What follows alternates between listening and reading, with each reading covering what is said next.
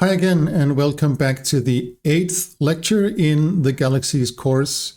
In this one, we are going to turn our attention towards early type galaxies, and as has pretty much become tradition at this point, it is split up into 3 parts. This first part is going to be about the morphology and the photometric properties of early type galaxies. The second part is going to be about stars and stellar populations in early type galaxies. And the third part is going to be about the interstellar medium in early type galaxies. First, let's take a little overview of what early type galaxies are. Our old and not entirely wrong, but a little naive and oversimplified view is that they're these big, fuzzy blobs of stars, only containing older stars, no gas or dust, that these galaxies had formed by monolithic collapse, which means that each galaxy had formed at one point from a huge intergalactic cloud of gas. And then it had gone through its history of star formation and over time had depleted and used up all the neutral gas in it, expelled the rest, and the oldest stars had then died and only left, or the most massive stars had died and only left the lower mass ones, so that it had left this like quiescent population of old low mass stars only, and that these long ago would have settled into an energy equilibrium, which we called virialization. We know now that this is, well, it's not entirely wrong, but it is definitely an oversimplification. We know that early type galaxies, just like star-forming galaxies, form by mergers. We know that they are not only these big featureless fuzzy blobs, but they can contain some quite intricate patterns of shells and streams of stars. We know that they contain quite copious amounts actually of ionized and coronal gas, although they are actually almost devoid of neutral gas. We know that they can contain dust, and we know that they have nuclear activity. That is, they have supermassive black holes in their centers, and many of them display AGN activity. If we, for example, look at M87 here, we can see that at a distance, it looks like any old featureless fuzzy blob like all the others. But if we try to zoom in on it here, we can see that it has, zoom in a little bit more maybe, we can see that it has this thing here, which is a jet that is protruding from its central supermassive black hole, which is a quite active AGN. The supermassive black hole of M87 is actually the one that was the first ever to be directly imaged, like in a spatially resolved way by the Event Horizon Telescope Array, back in, I believe it was 2017, but I'm not 100% sure, quite recently at least. So there's definitely something more going on than just the big, smooth, featureless assembly of stars that it looks like on the surface.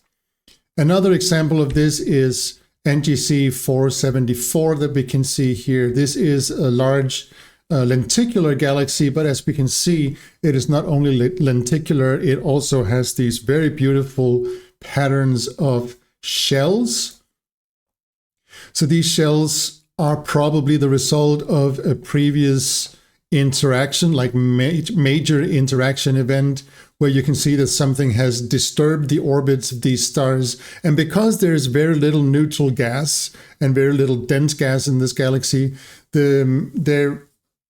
the stars in it work as collisionless particles, which means that we can get these very beautiful, very intricate patterns of shells and streams and so on that we normally do not see in star-forming galaxies, where the gas can act as a brake and slow down the motion of these stars and absorb their kinetic energy. But as you can see, again, definitely not just your typical featureless blob. And finally, we have this picture of NGC 1316, which is also known as Fornax A. This one actually also has a pattern of shells, but it is less predominant than it was in NGC 474. Oops. But what is perhaps just as interesting about Fornax A is these very thick layers of dust that we can see in these galaxies, again showing us that this is not just your typical big fuzzy featureless blob, but there's actually quite a lot going on in these galaxies. We can look at the morphology of early type galaxies using isophotes in exactly the same way that we are used to doing from star-forming galaxies, from disk galaxies.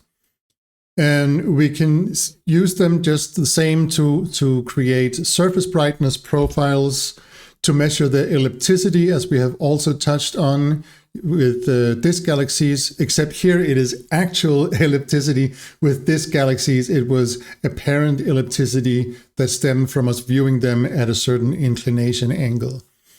And finally, we can also measure their orientation. There's their actual like position angle relative to us, but also it's like in the third dimension, because there is a certain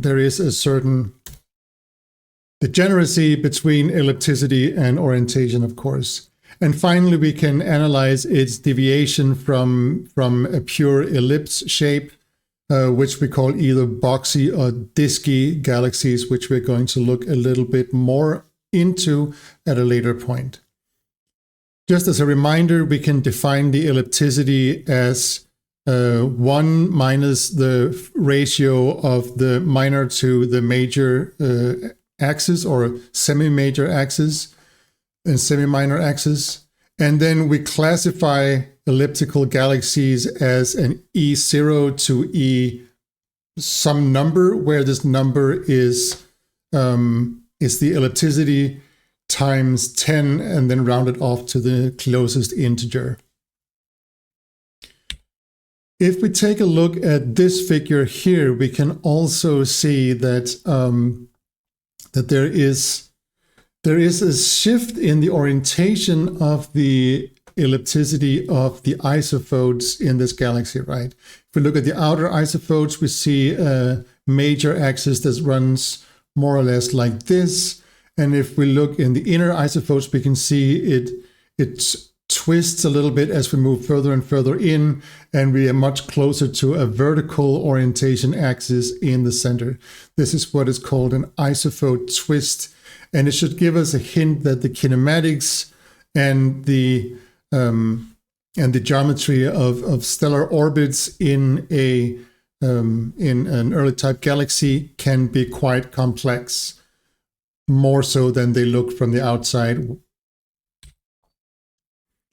Just like with star-forming galaxies, we can make these radial surface brightness profile, and we again use our old friend, the Sirsic profile from before.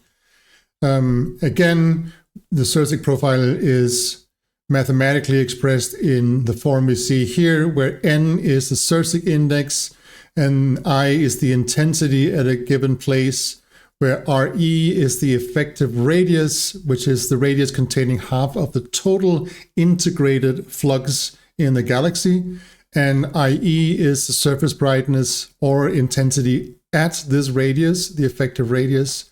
And finally, we have the number B, which is a numerical constant that is empirically determined. We also know that with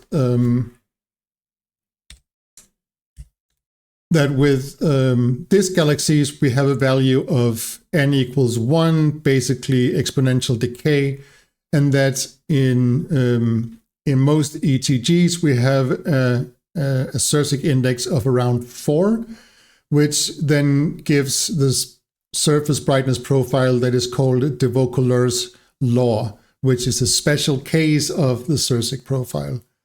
And also, as we remember, For bulges, the Sersic index is somewhere between 2 and 4 for what we call classical bulges, and somewhere between 1 and 2 for what we call pseudo bulges.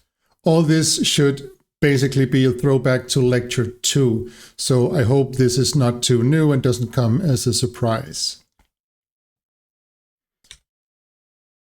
If we look at the 3D shape of these galaxies, because these elliptical isophotes are of course just a projection of a 3D shape, and that means that we want to at some point be able to deproject these isophotes into the underlying 3D shape if possible. And we basically have 3 cases of such 3D elliptical or ellipsoids. The first one is called the oblate ellipsoid. Second one is called the prolate ellipsoid or oblate spheroid, also sometimes called, or prolate spheroid. So these are basically spheres where one of the axes is either squeezed together or stretched out. And finally, we have the so-called triaxial ellipsoid, which basically has different axis lengths on all 3 major axes. And the triaxial is the most general case, but not only the most general case, it is also the most typical case that we have galaxies, elliptical galaxies that have different sizes along all 3 major axes. If we try to take a look at these isophotes, here are two examples. We can see that sometimes the isophote angle, as shown before in the previous slide, can change with radius, and that is what we call, as I said, the isophote twist. But we can also see that they can deviate from the pure elliptical shape, either in the way that we see here, which we call a disky galaxy, or in the way we see here, which we call a boxy galaxy. Also, the surface brightness profile can deviate from a pure Sersic profile, as we see here. We have what we either call coreless, chord, or cuspy elliptical galaxy. So in chord galaxies, we see that these have a flattened central surface brightness profile. These have a profile where the Sersic profile breaks down in the center and it becomes flatter. That is, it becomes less bright in the very center than you would expect from a Sersic profile.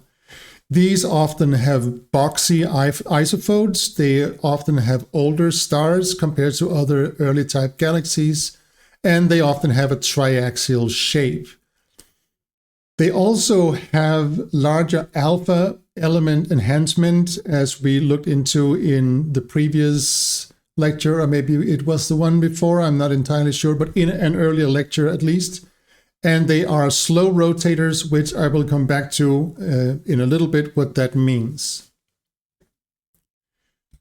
In contrast, we have coreless galaxies, which are basically galaxies that are Sersic profiles all the way into the center. These are more modestly bright overall, even though they are brighter in the core content or in their centers compared to the chord galaxies.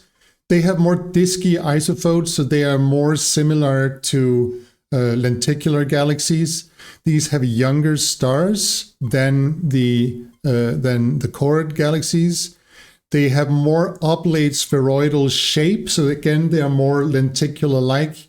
They do not have alpha element enhancement, and they are faster rotators. So these are generally overall more disky-like galaxies than the chord ECGs are. So these can be more lenticular, disky, but again, this is compared to the absolute most like purebred early type galaxies. Compared to actual disk galaxies, these definitely look more like early type galaxies. Finally, we also have the so-called cuspic galaxies, which are ones that are actually steeper than a Sirsic profile in the center. So these are even like pointier, so to speak, have a pointier radial surface brightness profile than a Sirsic profile. But these are quite rare compared to the other types. That was it for this first part. Thank you for staying with me this far, and I will see you in the next one. Bye for now.